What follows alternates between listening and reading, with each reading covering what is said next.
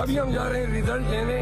अगर डीआरओ ने या किसी ने रिजल्ट में भी तो लाल किया, ये अब बात हमारे बस से बाहर है। खुदा की कसम उनका बैंड बजा देंगे।